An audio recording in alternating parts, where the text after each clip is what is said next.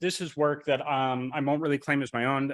Colleagues at Drexel in Israel came to me with a design and presented it, and I said, "Oh, this looks great. Let's shoot some X-rays through it." So what you'll see is some of the work we've done here. I've been a little busy, so it could be a little bit of a short talk, but I'll show you what we're talking about. So we're talking about fluence field modulation here. So we all know that there is an inherent trade-off between patient dose and image quality, and these are directly related. So having the ability to control X-ray fluence is what's going to influence this trade-off. And the more control we have over fluence, the more control we have over dose and dose deposition, where that happens, more control we have over image quality.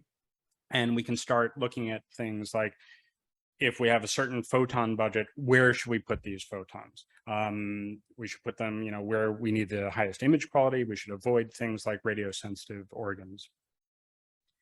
And of course, this is important because we know that in CT, the data we collect is highly dependent on the object we're looking at.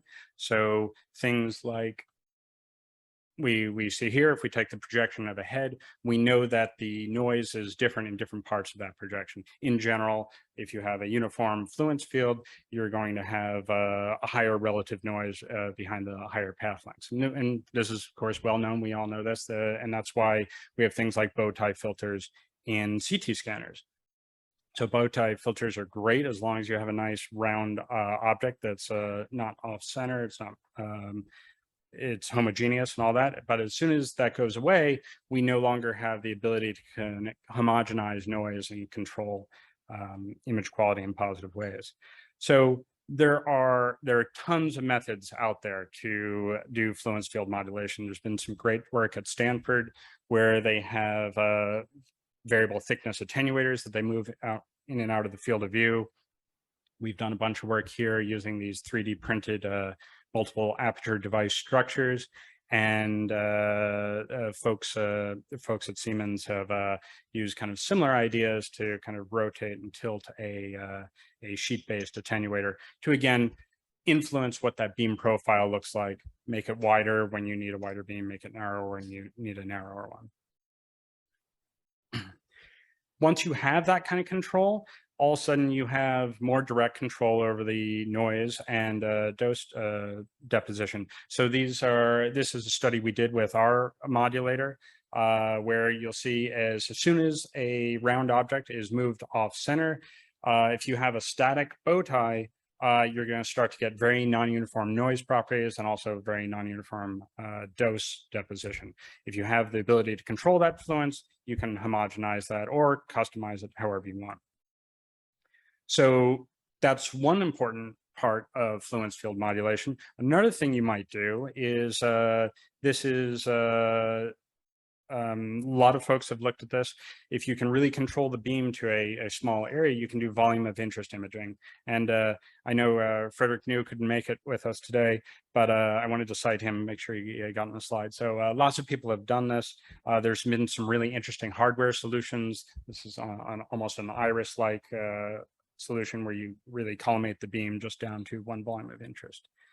So if you do this kind of thing, then if, let's say, you have a given dose budget for the entire patient and you're only interested in perhaps imaging the spine, we can put the photons there. And for that given dose budget, if you're only interested in the spine, you're going to be able to have much higher image quality compared to if you eliminated the whole object. Again, you can do different kind of variations of this, avoid radiosensitive objects, etc. One last thing that you might think about doing with fluence field modulation is this idea of, so there's tons of work on how do you do reconstructions with sparse data. Folks in NYU have looked at this in their sparse CT setup with a multi-slit collimator. So you're actually moving that back and forth. So traditionally, you'll see people do angular subsampling. Here's a way to subsample across the detector. They're not the only ones. There are other groups that have other interesting modulators that are moving in front of the detector. So with all of that as kind of interesting background material, I was thinking with this group, what else is possible? I really like the ability to do something like volume of interest imaging, where we kind of get the beam where it needs to be. It'd be nice to have the capability to do things like angular subsampling, or even this other kind of radial subsampling, like if you had a moving collimator. Or maybe we want to do something even a little bit more interesting. Maybe what if we start combining these methods? So, right, if we're going to do volume of interest imaging, we know that you kind of set up an interior problem there. What if we do some sampling in the volume of interest, but then sparse sampling on the outside? So you can now start setting up the situation where you have variable image quality in the field, but then this is based really on a binary modulator. And you could go to even more exotic stuff where you control sample density based on your interest areas or radiosensitive organs, et cetera. So this is what they came up with. This is a novel collimator. It's made out of 26 kind of lead alloy fingers. They're individually actuatable so that you can pull them in or out of the field of view. They're fairly thick, thick enough to block 99% of the X-rays in the diagnostic range. So we can do this, program them independently for whatever kind of patterns you might want. And here's an example, or I guess you don't get to hear the audio, you get to hear them clicking. Here's a case where we're just marching through, opening up a single elements, showing what it can do. Here's another case where this is actually, oh, now you can hear it. This is in a step and shoot where there's a central field of view that's open, but you'll also notice on the outside we're doing some sparse sampling. So that's one of those cases I just showed you. Anyway, my colleagues did a nice job putting this together, integrating it, and we brought it over to the hospital where my lab is, and we put it together on our test bench system. So you can see here's the geometry. We're using a standard kind of rad fluoro tube, flat panel detector, and you can see the geometry here. We were going to do a couple of different experiments, but this is the general setup. It's all done in step and shoot. So individual frames, those fingers or leaves are opened or closed according to however we programmed it. And I think, let's see, I hit play on this one. So this is actually just a screen capture of us actually collecting data. It's a little tough to see here, but you can see as we're marching along, we're collecting this sparse data. To look at it a little bit more carefully, let's jump into one of the experiments we did. This is a head phantom, and what you're seeing in the middle is the fully sampled sinogram data. And on the right, you see the sinogram associated with one of our joint kind of, it's a volume of interest image. So you see that kind of sinusoid in the middle for a circular ROI. But we're also sampling sparsely on the outside. Now, this data is not without its problems. You'll see that there were a couple of columns where the leaves were actually stuck open. That was not intentional. It just happened to work out that way during this experiment. If we zoom in a little bit more, you can get a better feeling for what that sampling pattern is. So what we've selected here, you can see the technique and the exposures, but in the central field of view, those fingers are all open. In the periphery, we're cycling them through, they're open for one shot and then closed for the next four. And then we kind of march them along laterally. So outside the volume of interest, you would expect kind of a 1/5 the exposure. Inside, we're getting what we would have normally. In terms of data processing, we haven't done anything really exotic here.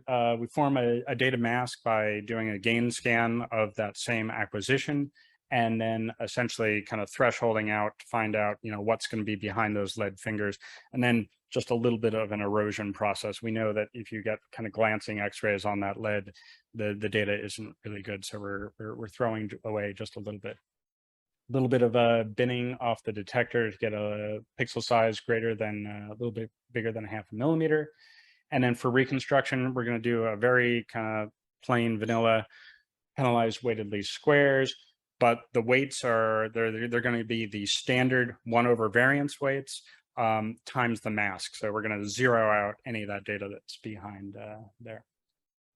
There's a very small quadratic penalty. I didn't want to go through a lot of regularization sweeps here, and we used 200 iterations of separable paraboloidal surrogates reconstructed onto 0.75 millimeter voxels. So what you're seeing here is reconstructions of that head phantom using the protocol that I just showed. And the VOI is indicated by that dotted circle. And within the image, you can see the variation of image quality. So in that circular VOI, the image quality is roughly the same. That's evident if you look at the purple ROI, look at the standard deviation, the noise is just about the same. Outside the ROI, there's some artifacts, right? So, you know, at the boundaries of those fingers, it turns out if because of obliquity, there are some columns in our sinogram that we really never quite measure. So there's a little bit of missing data there. I didn't throw a lot of algorithm at this to try to get rid of that, but when I did draw the ROIs, I tried to pick a region that doesn't have those artifacts. And so comparing the noise, you see that there's a consequent increase in noise in the outside of the field of view. And not only did we look at noise, we set up the exact same protocol, put in a 16 centimeter CTDI acrylic phantom and did dosimetry. And what you'll find out when you go through the CTDI measurements, where the fully sampled data is about 2.85 milligray, this joint protocol of volume of interest and sparse sampling, we can get down to about 50% of the 57% of the dose. So again, this isn't necessarily a recommendation for any particular protocol. This is just exploring what we can do with this. Now, that being said, the artifacts in this image bug me a lot because I want to be able to produce some pretty looking pictures. So we did another data collection here. So a little bit larger phantom, so maybe a little bit more challenging. This is the exact same geometry and experimental setup, but it's one of the Kyoto Kagaku phantoms, and it's upside down because it got to the slice we actually were interested in.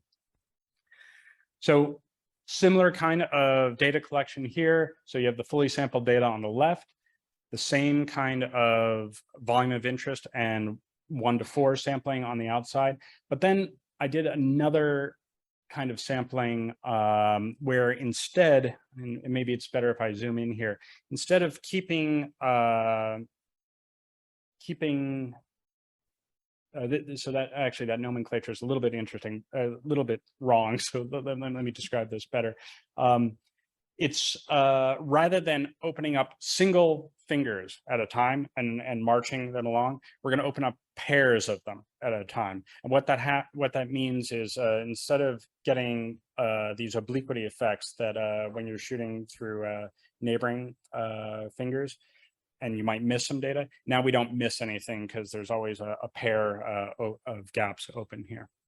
So and that's what you're seeing here. You're actually seeing another, here, this is all real dirty data with all the problems in it. Here, this was actually a finger that was stuck in the other direction for a few frames. And here are the reconstruction results associated with that data. One of the things you can see is a lot of those ARC kind of artifacts are gone. So we don't have that kind of these big swaths of missing data. Still not perfect.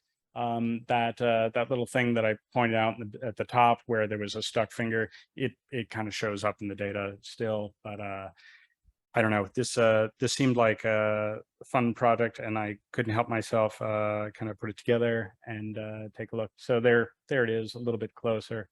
We're really kind of just at the start of this work, but I thought, what the heck, I'll submit something to my own conference, right? And that was not a great idea, but I hope you're enjoying it. I mean, well, anyway. So this novel design, it's capable of really arbitrary kind of sparse samplings. I think folks who are really into this kind of reconstruction, maybe this will open your mind to other ideas. It'll let you do things like volume of interest imaging. There's a lot of things that need to be worked out practically to put this on an actual CT scanner.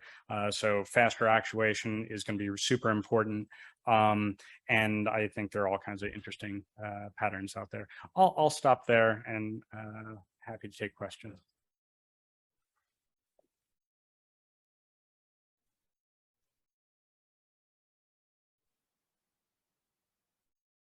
Maybe I'll start with a question. Yeah, it's interesting work, Webb. So compare this beam block method to, like, say, a partially attenuating moving bow tie. Like, what are the advantages or disadvantages?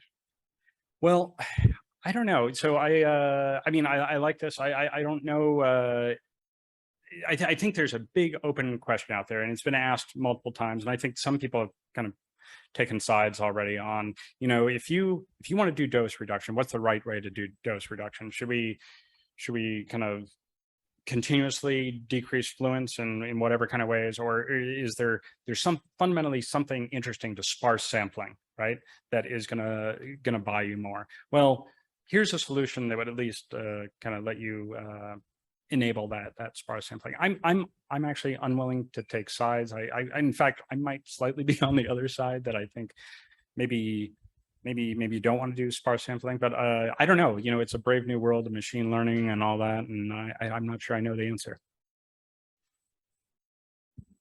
A very interesting idea. So a question: how sensitive is this for your gain mask?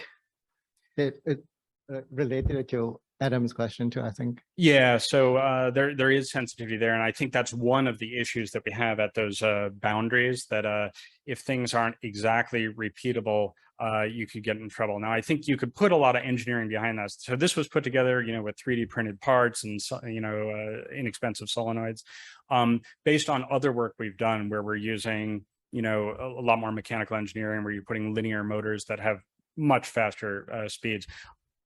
I think that is addressable, but this system has some of those issues. Yeah, thank you. Hey Webb, how you going? I was just wondering if you could give some idea of the amount of dose reduction that you could get with something like this. Well, it kind of depends what you want to do with it, right? I mean, I think obviously for this case where you're doing a volume of interest and then maybe some sparse sampling on the outside, the limit to that is just doing the interior problem, right? And there's lots of published work out there. Ultimately it's going to depend on how big that field of view is. Whether that's a game changer for whatever particular application you're looking at, I think is an open question. I think there are cases that are interesting. I think things like spine imaging, where you're only interested in the spine, or maybe cardiac imaging where it's all centrally located stuff.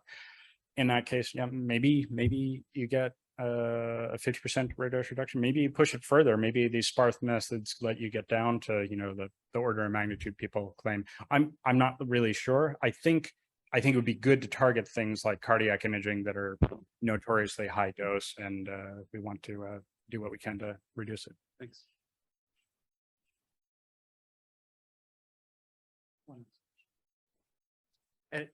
Very nice, Webb. Maybe you already talked about this, but how fast can this move? This look like MLC, right? In the red downward MLC, very similar. So the answer is for diagnostic CT, this is not fast enough, not okay. At all. Now that being said, I think there's also an interesting question here, that how fast does it actually need to be? Do we actually need it to be entirely out of the field? Because you can imagine that there is, there's a duration as it moved out. So you're not going to get arbitrary sampling patterns, but you can kind of imagine that they fade in and out based on the integration time. And I think that's somewhat related to work that Tim Stikatovich did, where he's kind of modulating based on time. So there's that idea, but it's not fast enough right now for diagnostic CT. Okay, but since you mentioned cardiac, I will ask on that. And also quick follow up to Adam's original question, like you work on the linear motor, the filter. What are your thoughts about these two comparison? Just this tool you work with. So I mean, I love all the work. I think, yeah, I can't pick on my child, but yeah, I'll say this. I'm most interested in these applications where they're enabling something new, right? I think dose reduction is really important, especially for target populations, radiosensitive organs, pediatric patients, where we should really do the best we can. And I think those exist, and I think for certain studies that are high dose, we can do things to reduce it. I'm not going to bet on any of these devices as being better than the other. I love them all equally. Thanks, Matt. Thank you, Liz. Thank you, Stayman.